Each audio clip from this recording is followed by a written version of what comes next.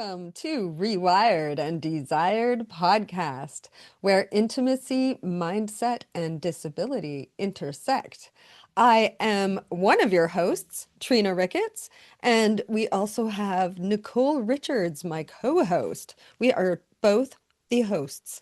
And today we are going to talk about what they don't tell you before, during, or after ostomy surgery. I All think of it the was, above. yeah, wasn't it originally like before or after? I can't remember, but we were like, actually, it's all of the above. All of the above. Yes, yes. Yeah. So, yeah, I think it's safe to say like, during after being on ostomy body positive for so long, we're starting to just they're like, "Well, I didn't know that," or no one told me that. And I can attest to that because I have a few things that I really want to mention, but it's just amazing how many things are not, and that's why we do these podcasts, and that's why we have groups and talk about this out loud so much, is that people have to understand that some of this stuff is normal, and who'd have thought, kind of thing. So I know, it's crazy. And I think it's probably different too, like if it's an emergency surgery or not, because if you know, like my first ostomy surgery, sorry, I banged my mic there for a sec. My first ostomy surgery was emergency, so I had nothing told to me, obviously, because yeah, they're like, we have to do emergency surgery, you're gonna have a bag. That's all they yeah. told me, you know? But the second time, because I knew that what I was getting into, and I had a few weeks, I really went into like research mode and I learned a Mm, lot myself, but I still found I came out the other side not knowing a lot, you mm-hmm, know? mm-hmm, 100%. Yeah, like I said, there's been plenty of people who've posted in the groups, about just the fact that they were in the hospital and they got the surgery, and the nurses taught them like the basics, but then there was never, like, even meeting with your colon and rectal surgeon like prior to surgery, no one explained these things. I feel like there should be like a checklist, like, by the way, here's a list of all the things that, Right? I mean, just like or even just like maybe we need to make a pamphlet or something, just like highlighting all the things that are possible that could happen. Yeah. You I mean, that's why I made my intimacy guide was because there were so many questions I had about intimacy that didn't get answered. Yeah, And for me, that was like the biggest, scariest part of going through this surgery, yeah, you yeah, know? But the yeah. first time I had the emergency surgery, a couple things they didn't tell me that I really wish they did Mm-hmm. before I went home is, and they didn't tell me this the second time either. One thing was that if my weight changes, I might need a different bag system. Mm-hmm. So I just went home and kept using the same bags and kept ordering the same bags. I didn't want to leave the house because I was so sick. Mm-hmm. And my husband would go and get them and bring them home. And then one day they wouldn't stay on anymore. And I'd gained some weight. That's Yeah. all. I You, just you gained some weight. you would think that that would be an obvious one, or like telling you that, hey, just because you're going home in Hollister, because that's what they sent me home in, was Hollister, and I think a lot of Me too. hospitals do that. It must be some kind of contractual agreement that they have, but no Hmm. one told me that, like, by the way, you can also switch your bags, or because, like, for you, yes, it was maybe a matter of gaining, losing weight, but it could also just be that it wasn't compatible for what you needed. You know, No, I've tried totally. I tried different, after 10 plus years of being in what I'm in now. I just tried another brand just because. And I was like, oh my gosh, no way could I do this. I could never do this. And so, how many people don't like join groups and then find out that, that they could also have a different bag or whatever. Oh my gosh, we should do a whole episode on like what we like about the different bags we've tried. We should, yeah. We could Yeah, do it for like a sure. test them all. That'd be awesome. Yeah. Yeah, we should. The other thing they didn't tell me the first time I went home, and this was a big part of my shame around my Mm-hmm. ostomy bag, was the smell. Mm, Like I didn't have a very good relationship with my husband, and I felt very like judged by him. yeah. So I struggled to have anything about me that he could think poorly of me about. Yeah. And so, and every time I emptied my bag, the bathroom, like Mhm. it's a horrible smell. It's Let's horrible. be honest. It's Yeah, horrible. it And is. I was so ashamed of that. And I had no idea that there were such thing as odor drops. Yeah. Like Yeah. odor drops to me, I would panhandle for $100 a month to pay for my odor drops. Like I would do almost any, like, short of like Yeah. criminal behavior, I would do Maybe. almost anything for my odor drops, like to make sure I could spend Yeah. that $100 a month. That's for me, a necessity. Yeah. Yeah. Yeah. Now I've been using just like essential oils, but and see then they don't tell you that there's all other options as I well. didn't know you could use essential oils. Yeah. Yeah. Essential oils. There's somebody talked about putting like a aspirin in. I don't know if that works or a Tic Tac. Someone also said a Tic Tac. Hmm, I don't know if it absorbs. I've never tried it, interesting. but I've heard other people talk about it. So there's another one. Um, for me, I'm going to say the biggest thing, and this is really strange because I went, because I had my ostomy, and it was about almost 6 years later that I felt the urge to have to sit on the toilet. Now I don't have a Barbie butt or, so um I felt the urge to sit on the toilet and this grayish fecal matter came out. That's a long time after. That happened to me like within the first few months, and they never told me about it either. Yeah, I I was thought I had to go to the never. hospital. I was like, what is going on? Well, that's just it. I was out here in California because it was during COVID. And I was out here in California and I was working a job and, far from home. And so I had to call my colon and rectal surgery because when you look up pooping gray poop, you get like cancer or, they talk that it could be something really bad that's happening to you. So, of Yeah, course, I'm terrifying. freaking out. Yeah, I'm freaking out like there's something wrong with me. And they're like, oh, yeah, that's normal. That can happen. It's like, oh, and I wasn't really active in Facebook groups at that time. Hmm. So, and plus, I probably wasn't confident enough to really ask the question or thought that I should because I thought it was completely abnormal. But yeah, I mean, that's scary stuff. That's like Yeah. you thinking for, until you meet with your doctor that maybe something is happening to you, you know. Mm. Granted, now we have Chat GPT and we could probably find out a little bit more, but even so, you still don't get a clear cut answer like talking to your doctor, you know.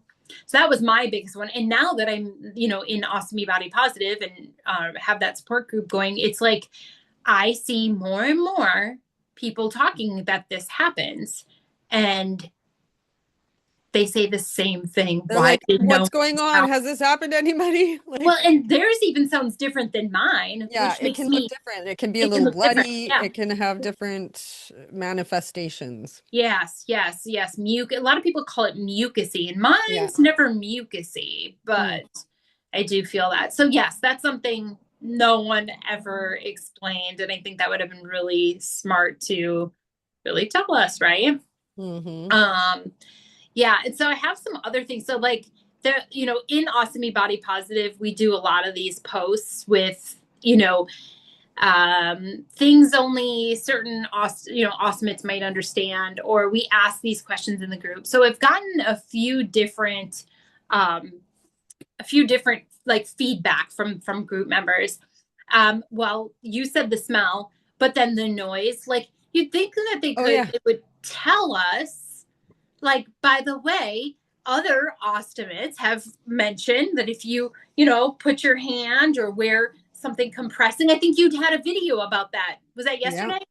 Yeah. Yeah. If you wear something compressing or you put your hand, Yeah. like tell us that because Or even tell us that it's gonna fart. I didn't know it was even yes, gonna yeah, fart. yes, exactly. Another thing they never told me that that ended me up in the hospital over and over again, and they still didn't tell me, Mm-hmm. was the certain foods that are more likely to cause blockages. That's one, and that's probably the most important thing of all Right, of because that is a life-threatening event. life not threatening. And it can, the only excuse I would give to that is that it's different for different people. True, However, but certain things like nuts, yes, there fibrous are. vegetables, things, Right. certain things like we Yes, don't digest them. cabbage, like Like for especially me, it was raw. almonds, like you Hmm. know, like there's Yep. or even lettuce. Like I can eat Yeah. lettuce, but some people can't. Yeah. Or But like you, at spinach. least if you know what the most likely things are, then you can avoid them or make sure you chew really good or anything, you Right. know? Right. Or like corn or, Like I was just still eating the way I always ate. I yeah. didn't chew Yeah. any more than I used to, like Yeah. nothing. They never told Yeah. me that you should chew more, Yeah.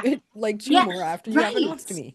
Right. See, I mean, I'm already envisioning this pamphlet and like food, watch this, Hmm. or look for this in your stool, or look for this in, your skin. Like there's so many things. Oh, skin breakdown. Hmm. Like I never really, I mean, luckily I don't get a lot, but like I feel like that wasn't explained enough. I Like know. getting a good seal can cause severe skin breakdown.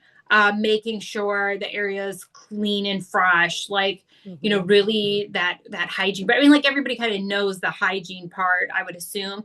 But still, like, how would you know that?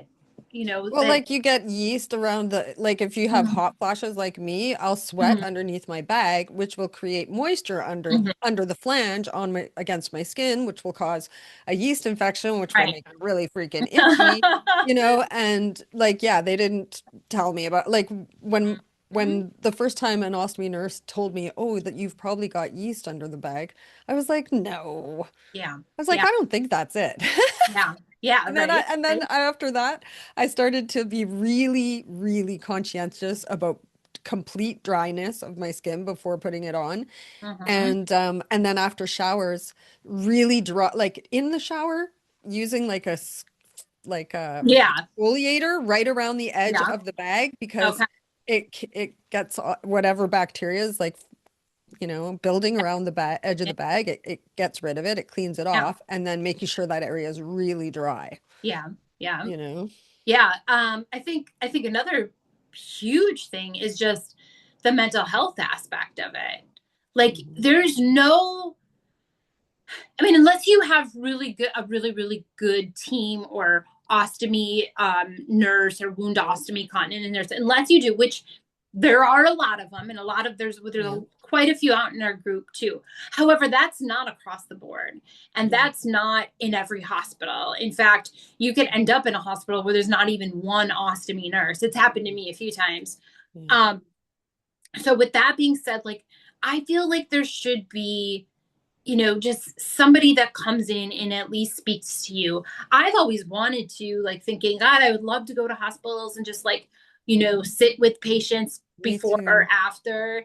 But they don't allow that anymore. I guess they used to allow it, They but don't allow because it. of And HIPAA. also you can't volunteer unless you've been COVID jabbed, at least at the hospitals around me. Yeah, see, and you and I both wouldn't be able to do that. So Yeah. it's like, it's I think there should be some sort of, prior to surgery, there should be some, like the colon and rectal surgeons should say, we'd like you to sit down with a mental health person, Hmm. to attend 5 therapy sessions. Yeah. Or give them resources like people like Yeah, us so they can follow our content and watch our, yeah, yes, because we address mental health issues constantly. right, right, But right. yeah, it would be really nice like if there was something like that. So I think it's best if it's people who have ostomy because then Yeah, they for sure, understand, you know? for sure. And that should be that really should be. Another thing is just like, because this is something I thought, thinking back, it's so nostalgic sometimes when you think back, right? Even though like that part of your life may not have been so good or things may have been very rocky. It's fun to kind of think back to that time. But like clothing, right? So no one told you, like, because in the beginning I just thought, oh, I'm gonna have to always wear leggings from now on. Yeah. But like, Or baggy clothes or yeah. So I was like really ready after the first couple weeks to just throw away all my jeans. And I I'm glad did. I made the you mistake of did. getting rid of so much of my Oh, dude. clothes. And I had to rebuild, but it was okay because I gained weight too, so I had to Yeah. rebuild anyway. Yeah, But yeah. But still, like we don't all, and then some, and then we have our fat feeling days and our thin feeling days. hmm But yeah, just like remind, like, hey, don't get rid of all your clothes. Like you will get back into them, or you will hmm feel secure enough to get back into them, kind of thing. Yeah, a lot of Um, them you will. Even the ones you think you yeah, never will, a lot of them you will. yeah, Some you yeah, won't, but yeah, yeah. Um, Another one too is like, and these should be, maybe this would be a common sense thing, but I don't think that they I think it should still be in this like alleged pamphlet that I'm talking about. But just making sure you always do have your travel case, or making sure you always have your supplies. Like it's not, it's like, especially if in the beginning your things aren't one way, and then for like the first month or two it may feel like, oh well, this is my normal and I don't need anything going out. No, you never know. You hmm never know. I mean, I told my Yeah. story about at the grocery store exploding all over the place. And hmm so like that can happen at any point. Any food, a food, anything can trigger your bowels, To when you've act in a way that yeah, makes them want to burrow yeah, underneath your flange yeah, instead of going into the bag like they're supposed to. 100%. You may have a leak, you may not have the right barrier ring on, Mhm. that kind of thing. So I don't think that's And stress. when you're trying new products, it's more likely to happen too. That's another thing I found out. Mm-hmm. Yeah, yeah. I'm just looking at my list here. So if you have another one, I'm gonna keep I moving. mean, this one is more general about hospitals in general, Yeah. but a huge thing they didn't tell me after being in the hospital for 3.5 weeks on high doses of Dilaudid, which is Mhm. hydromorphone, Yeah. which is addictive, One apparently. time. They'd sent me home from the hospital with like a couple more days of the prescription and it didn't tell me that there was a possibility of me having developed dependence on it. So when I went through Mhm. withdrawal, I didn't know what was going on and I thought I was dying. That happened to me too. And I spent 4 days going into the hospital every day. And at the time, I was like 70 pounds because I lost so much weight in the hospital from the surgery, Mhm. the emergency surgery. And they treated me like I was drug seeking. And I was like, I'm in so much pain. Like, I feel like I'm dying. Like, do I have another bowel perforation? That's how it felt because when you go through withdrawal, your intestines contract. And Mm. it felt similar to how it felt when I had a bowel perforation, Okay. and it just Yep. was so scary. And when I finally realized that I was in withdrawal, the doctors weren't the ones that told me. I found out by researching on my phone. Yeah. Yeah. And when I realized I was in withdrawal and I talked to my doctor, I was able to wean myself off. But then they did it again another time when I was in the hospital. I was only on Dilaudid for about 3 or 4 days, and they said there's no way that would go through withdrawal after only 3 or 4 days on it, and they're wrong. They're 100% wrong. And even the pain nurse, they even sent a social worker to talk to me to see if I was mentally well Oh my because I gosh. insisted that they were incorrect and that I needed to be weaned off because I was going through withdrawal in the hospital. They just cut me off without telling me. Like they cut my dose without telling me. So these are just, it's so horrible. Like they basically just put you on the pain train and expect you to go through withdrawal after Yeah. all the trauma and everything that you've been through, Yeah. and then Or treat just you not like you're knowing. the idiot. Well, that's just it. And yeah, like, how would you know that? That happened to me after I was in with C. diff, because I was in the hospital for now a month being on Dilaudid. And then I got out, but I had Vicodin and I had whatever that in between one is, maybe Percocet or Oxys. I think maybe Oxys. Um, so every morning I would get up at home and I was still in pain. So every morning I took this pill, right? And when I Mhm. was finally feeling better, I was like, don't need anything, right? So I went out and I actually went and had lunch with a friend and came back. And I remember coming home and being like, something's going on in my body and I don't know what it is. Like there's a weird feeling and I can't figure it out. I had the yawns. Um, I felt like I couldn't eat it. I had to keep eating. Like there was like a hunger. Hmm. So then I was like, well, let me take one of these like Vicodins because I knew those were lower dose. So I took a Vicodin and I felt better. And I was like, oh my gosh, I'm like having like a withdrawal from not having that. So then I just did it myself and I weaned myself off. Yeah, I figured out how to wean myself off. But me yeah, too. why didn't they tell you that? Why does no one tell you that? Like And also, why do pharmacists not know how to wean you off of these drugs? Like they told me to yeah. skip every other dose. Do you want to live in hell? Then skip Yeah. every other dose. No, you have to go Yeah. down a tiny, tiny bit every other Okay. dose. You Yeah. know? Wow. Also hernias. Like I don't remember anybody ever saying anything about a hernia. I have a small one, actually. I haven't had to have it fixed, and I guess they don't really try to fix it unless it's like a huge problem. I mean, I've seen people in the group with massive hernias, pictures. So, but they don't tell you Mhm. watch out for a hernia. Like I've never heard a doctor or a nurse tell me be careful for a hernia. So watching the way you're sneezing even, and especially if you're going to be working out, it's really your posture, your form, like that's super important. So Yeah. um and then I think in your case, hydration, did they tell you? It was in a pamphlet that, Oh, okay. that we should be careful of our hydration. Okay, but it wasn't I expressed didn't know enough. I could become deathly dehydrated. I Right. didn't know I would become hospitalized multiple times and that it would happen so fast that I couldn't Yeah. stop it from happening. Yeah. So Oh, that's another um let's see, we talked about this, that you can try different systems.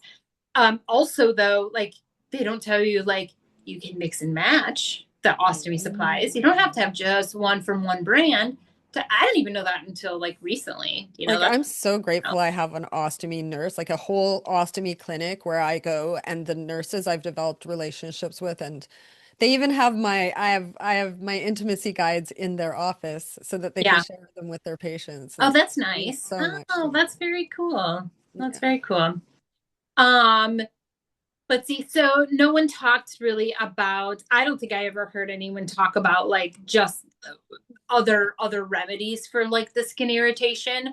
I don't think that's talked about enough. We talked about the skin irritation itself, but just the remedies for some of this, like those are all things that would be so useful. Or the danger of blockages. A lot of people Yeah. don't know that you can get blockages until they get a Mhm. blockage. Yeah. Yeah. That was me. I didn't know. No one warned me about Yeah. that.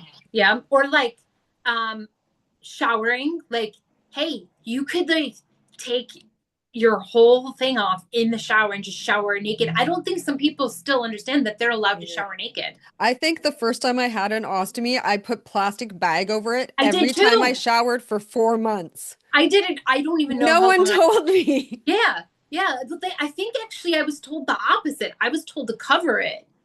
Yeah, And well, like, no, like I had a little open wound at first, and so I was told to put the bag over, but I assumed it was to cover the whole system. And so even after the wound healed, I was still showering with a bag over me. yeah. And that was Yeah. one of the reasons why I was like, I can't live like this. I need to have this Yeah. reversed. I can't Yeah. live like this, you know? Yeah. And I Yeah. didn't know I could have baths. Another Mhm. thing they never told me. Yeah, I know. I thought it would be hard to like have it submerged and that could be a problem, but no, you can swim, you can take Yeah, baths, you I can do know. all those things.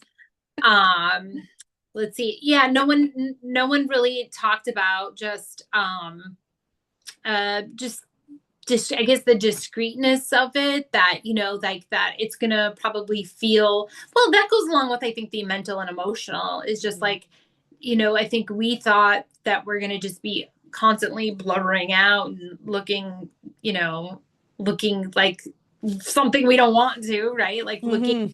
different. But I mean, Like we got a big pregnant belly on half yeah, on one yeah, side. yeah. So no one told us about those. No one Uh, told me after my proctectomy surgery when they removed my rectum that my vagina was going to tilt. really. I had to find that out through a YouTube video that I watched and then from my own experience. So, I know this video is not about that. But did they do that after you had your ostomy? Was that a separate surgery? I had it all at once because Okay. I had like I think people I don't know what it is like for everyone, but most of my disease was in my rectum. Okay. I had had 75% of my large intestine removed last time. They left a little bit of my sigmoid colon and my rectum. And like it just, the disease was in there and I was never able to heal it. And Yeah. it's turned into the fistulas, which is right in the rectum area. Yeah. And life was just became intolerable because of Yeah. it. Oh, Like I'm sure. I could handle jumping out of bed 5 times a night to run to the bathroom so I wouldn't shit the bed. Wow. I was willing to live with that to avoid an ostomy bag. That's how much I didn't want one. But I couldn't handle the fistulas. I couldn't handle Mhm. not being able to have sex. I Yeah. couldn't handle like my life just being completely, my quality of Yeah. life just being Yeah. destroyed by Um, my anus, you right. know? Right. Well, that's all I really have. I can't think of anything else I mean, I'm sure I will, but like those are I the know I'll probably be thinking of things off all the day top of after my this. head. Yeah, that's off the top of my head and from the list that I had. But I think overall, yeah, there's just so many things that I wish we were told ahead of time that could have Mhm. made this a little bit easier. And I But I think think, you had a good idea. We should make some kind of pamphlet and I distribute think it to so. like hospitals and Right. different organizations, I and mean, honestly, we we could come up should. with, we could do like a whole Google Doc and just put it in the groups, Yeah, especially we now that could. with Live with Ostomy But bag. I almost feel like it would be better if like they gave it to people in the hospital, you know? Yeah. But something to No, look I at. mean like we could get group Oh, feedback, oh yeah. through a Google Doc because it's like this is like it's a collective thing, right? Because Oh yeah. while we all know like now the mucus thing can come up now, but like we didn't know before like all these other things, right? Or like we're like somebody may have a one-off kind of thing that Mhm. we never really thought of. So it Yeah. would be wise to see if we can get, other people involved in getting their information. For Yeah. sure. I agree. We could create something amazing. Yeah, for sure. We could take the information from this video and then ask people in the comments below and then also Yeah. through feedback in the groups and like a Google form. Yeah, for sure. I think that's a great idea. Right, right. And we have another masterclass coming up the 20, what is it? March. 22nd, March 22nd, Sunday at 10 a.m. Pacific Standard Time. Yeah, yeah. Time. We're gonna try it on a Sunday, see how that goes. I think that's a good change up, see how that works for everybody. And it'll be amazing, like the first one. Yes, this time I'm actually going to have a free giveaway too. Ooh, It's an intimacy menu that you can share with your partner so you could share with each other what you like. ooh, And that's it has lots of suggestions that aren't just penetrative, you know what? So right. people who can't do it that way can see there's lots of other options. Nice. Here in the United States, and I'm glad we have this minute to kind of talk about this um, off subject, but the Medicare decision that was made was that there's going to be a collective bargaining agreement, meaning that if you're on Medicaid or Medicare, you will have to use certain products. And Mhm. that's very, very dangerous. If you go to ostomy.org, you can actually write into, there's under take action, there's some prompts there to follow to make your voice heard Mhm. because that's something that just can't happen. It's not set to come out till I think 2029 or something. Mhm. It's far out, but irregardless, we can't have it happen. Like No, this, it cannot. So, it has to but we'll talk be about that more fought. next. With that, Yeah, that has to be yeah, fought yeah, 100%. 100%. So, yeah, Yeah. I wonder who makes those decisions. Like, I feel like Bobby Kennedy is someone who could be reasoned with if you could actually get in touch with him, but I right, don't know if he makes those kinds of decisions because he obviously has hired a bunch of people who make a bunch of different decisions. right. I feel like some of these things are done through committees. Mm. So it's like there's congressional committees or that form, but I bet not one of them has an ostomy. Right? Like talk to people.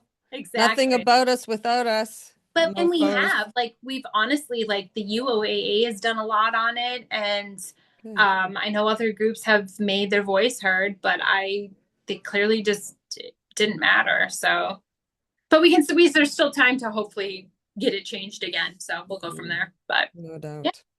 yeah, Otherwise, come on up to Canada. I know, right? I'm thinking actually. Well, we'll talk off camera. I got to tell you a little something, something. Awesome. Well, thank you. I had fun today. This was a very interesting conversation. Yes, very good, very good. See you next week. Bye.